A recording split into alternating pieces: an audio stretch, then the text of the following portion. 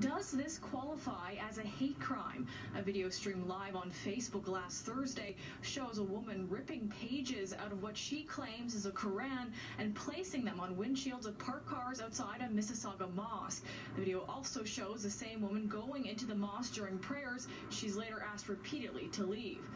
Well, it all played out at this mosque here in Mississauga. The woman's actions drawing strong condemnation from both political and religious leaders today, but also some action from police. Police telling me today that their Criminal Investigations Bureau is now investigating this as a group of leaders met at Mississauga City Hall today, and their message was clear: they want this treated as a hate crime. This was a plain attempt to instigate strife and to create civic tension and profit off of all of it. We should not have fear coming to our mosques, coming to our safe spaces, coming to our place of sanctuary where we peacefully gather to pray in dignity and tranquility and in serenity. I hope this individual faces consequences for her actions. I want the individuals of the broader Muslim community to know that I stand with them, my council stands with them, and I want everyone in Mississauga to feel safe to practice their religion, despite what religion they practice. The woman at the center of it all goes by the name of Sandra Solomon in the video. She allegedly visited a total of 3 mosques in the GTA last Thursday.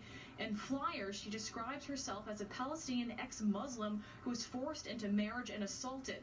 And we spoke to Solomon on the phone. She tells City News this was part of her international campaign to designate the Quran as hate literature. I did not do anything against the law, and once they asked me to leave, I just left. I don't hate Muslims. As an ex-Muslim, I'm just trying to educate people about the ideology itself, Islam. I'm opening the door for every imam in Canada to debate me, to prove me wrong.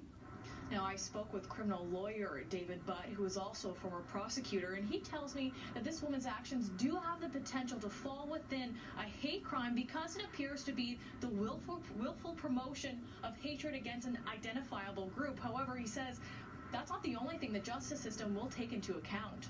The most difficult part will be the decision as to whether it's in the public interest to prosecute it, because sometimes prosecuting only gives more attention to the hate monger, and sometimes it can turn them into a martyr and reverse the sympathy. So, you know, investigators, prosecutors always have to consider these questions very carefully. What is in the public interest to do? And here's another important step. Any charge of a hate crime has to be approved by the Attorney General.